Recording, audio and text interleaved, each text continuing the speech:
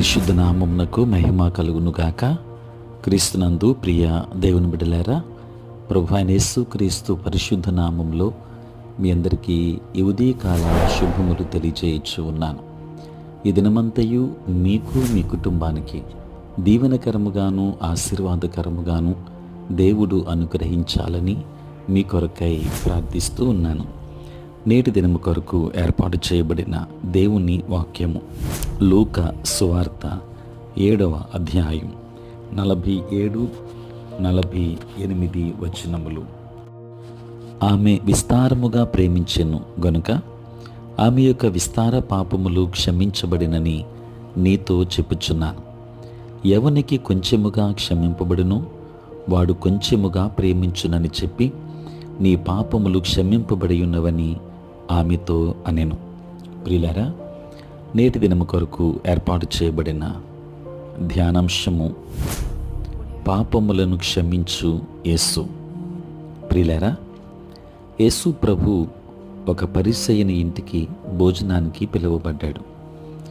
ప్రభువు ఆ ఇంటి దగ్గర భోజన పంక్తిని కూర్చుని ఉండగా ఆ ఊరిలో ఉన్న పాపాత్మురాలు అయిన ఒక స్త్రీ యేసు పాదముల చెంత నిలిచి ఏడుస్తూ కన్నీటితో ఆయన పాదములు తడిపి తన తల వెంట్రుకలతో తుడిచి ఆయన పాదములు ముద్దు పెట్టుకుని వాటికి అత్తరు పూసెను.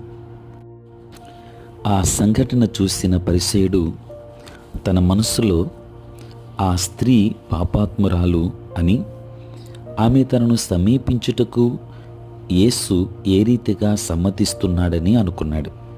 ప్రియులారా, యేసు అతని తలంపులను గ్రహించిన వాడే ఆమె యొక్క యథార్థమైన ప్రేమను గూర్చి వివరించాడు. పరిసయ్యుని తలంపులలో దేవుని దర్శించేవాడు ఎంతో పరిశుద్ధుడై గొప్పవాడై ధర్మశాస్త్రాన్ని పాటించేవాడై ఉండాలని తలంపు ఉంది. పైగా పరిసయ్యులకు తాము ఎంతో నీతి భక్తి కలవారమనే ఆలోచన కూడా ఉంది. లూకా సువార్త 18వ అధ్యాయం 11-12 వచనాల్లో మనం చూస్తాం. అయితే ఆ స్త్రీ యేసు దగ్గరకు తన పాప క్షమాపణ కొరకు వచ్చింది. పరిసయ్యుడు యేసు తనతో ఉండుటే ఘనత అని తలంచాడు. కానీ ఆ స్త్రీ యేసును తన రక్షణ కొరకై హృదయములో చేర్చుకుని ఆరాధించింది. ప్రియులారా, ఫలితముగా గొప్ప ఆశీర్వాదాలు ఆమెకు దొరికాయి.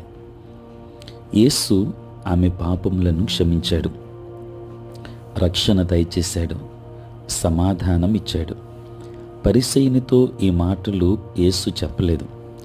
కేవలం పరిసయ్యునికి యేసు తన ఇంటికి పిలువబడిన ఆహ్వానితుడు మాత్రమే. తనకు తానే నీతిమంతుడనుకుని వానికి దేవుని రక్షణ దొరకదు. ఎవరు పశ్చాత్తాపముతో ఆయన చెంతకు చేరి ఆయనను ఆశ్రయిస్తారో వారికి ఆశ్రయమిచ్చి రక్షణ దయచేస్తాడు. ఆ స్త్రీకి యేసు రక్షకుడు, దేవుడు. ప్రియులారా, మన జీవితంలో దైవ కృప మనం ఆయన పట్ల చూపే విధేయత ప్రేమలపై మాత్రమే ఆధారపడి ఉంటుందని జ్ఞాపకం అందించుకోవాలి. కనుక మనము ఆయనను ఆశ్రయించినప్పుడు మన పాపముల నిమిత్తము మనము పశ్చాత్తాపపడినప్పుడు ఆయన తప్పక నీ పాపాన్ని క్షమిస్తాడు, పరలోక ఆశీర్వాదాలు అనుగ్రహిస్తాడు. దేవుని కృప మీ మీద మీ కుటుంబం మీద మెండుగా ఉండును గాక. ఆమేన్. ప్రార్థన. పరిశుద్ధుడైన తండ్రి, ప్రేమ కలిగిన ప్రభువా, నీకు స్తోత్రాలు నాయన. రాత్రంతయు కాపాడి సంరక్షించి సుఖనిద్రను మాకు దయచేసి మా జీవితంలో మరొక నూతన దినాన్ని మేము చూడగలిగే భాగ్యాన్ని మీరు మాకు ప్రసాదించినందులకే స్తోత్రాలు. ఈ దినమంతా కూడా మీ సన్నిధి మాతో ఉంచండి, మీ ప్రసన్నత మాకు దయచేయండి. నేటి మా పనులలోనూ ప్రయాణములలోనూ పరిచర్యలోనూ మీరు తోడుగా ఉండండి. బలహీనులైన బిడ్డలను బలపరచండి. అనారోగ్యంతో ఉన్న వారికి ఆరోగ్యాన్ని ఇవ్వండి. తండ్రి, ఎంతోమంది బిడ్డలు సమస్యలతో ఉన్నారు. ప్రతి సమస్యను తొలగించి సమాధానాన్ని ఇవ్వండి. తండ్రి, నీ సేవ పరిచర్య చేయుచున్న ప్రతి సేవకుని దీవించండి. సార్వత్రిక క్రైస్తవ సంఘాన్ని ఆశీర్వదించండి. ఉద్యోగస్తులు, వ్యాపారస్తులు, కష్టపడి పని చేసుకుంటున్న బిడ్డలందరినీ దీవించండి. చదువుకుంటున్న బిడ్డలకు కావలసిన జ్ఞానమును ఇవ్వండి. తండ్రి, దూర దేశాలలో, దూర ప్రాంతాలలో ఉంటున్న బిడ్డలందరి మీద నీ కృపాహస్తం ఉంచండి. ప్రభువా, మీకే వందనాలు, స్తోత్రాలు చెల్లిస్తున్నాను. నేటి దినాన పుట్టినరోజు, పెళ్లి రోజు జరుపుకొనుచున్న బిడ్డలను దీవించి నూతన ఆశీర్వాదములు వారికి మెండుగా దయచేయమని వేడుకుంటూ ఉన్నాము. తండ్రి, నీ స్తోత్రాలు నాయన. ఇదిగో తండ్రి, ఎంతోమంది బిడ్డలు ప్రభువా నీ నామము ఎరుగక నశించిపోతుండగా ప్రతి ఒక్కరికి కావలసిన తండ్రి మంచి రక్షణ భాగ్యాన్ని అనుగ్రహించండి. మారు మనస్సునివ్వండి. ఆంధ్ర ఎవాంజలిక లూథరన్ సంఘాన్ని దీవించండి, ఆశీర్వదించండి. ఈస్ట్ గోదావరి అంతటి మీద నీ కృపాహస్తం ఉంచండి.